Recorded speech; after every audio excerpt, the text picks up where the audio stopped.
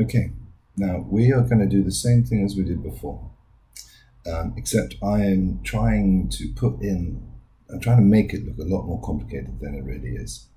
So here you can see I've got x being plussed by something. And here you can see that I've got x being minused by something. Here I've got x being multiplied by something, and x is being divided by something. So let's start with this one. You've got x plus root p equals y cubed. And I want you to focus on the fact that it's the x you're trying to get by. It's the x that we want. And so I've got x, okay, being plussed by something equaling something else. So what I've got to do is take this thing away, and it doesn't matter what it is. So I've got x is equal to y cubed minus root p. Notice that the square root was not surrounding the x. The cube was not surrounding the x. It was surrounding the y, but it's the x that you wanted. So here that would be x is equal to minus that. Now here I've got y to the 10 t equals x minus p cubed, and to exaggerate here I've put 100, right?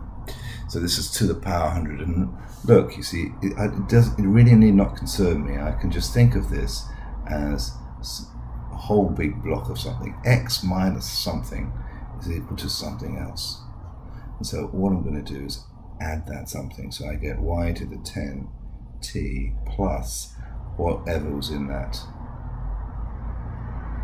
Yeah? So we've got x minus something. Just doesn't matter how complicated and weird it is, just add it.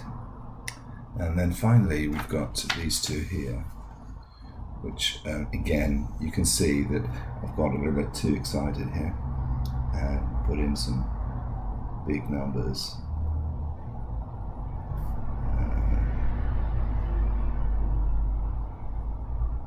So don't get fooled by all of this complexity. What we've really got here is something multiplying x equaling something else, and all I'm going to do is divide both sides by whatever that thing is, and in this case that's this. So I'm going to divide by p squared cubed r100, and these things will cancel.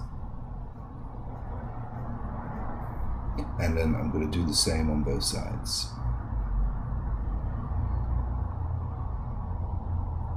Okay, so my final answer would be x is equal to root y to the 70 t cubed over p squared cubed r to the 100.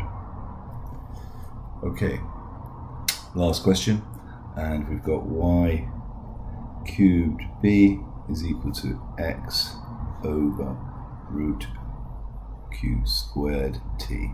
Okay, now really this is just something equals x divided by something, and I just need to get rid of this divide by whatever it is, and the whatever it is this bit here. And so what I'm going to do is times it away both sides. And that's going to leave me with this cancelling that, and me getting y cubed b square root q squared t, where this has gone up to here, so that it multiplies. Okay, those were all just single step one operations.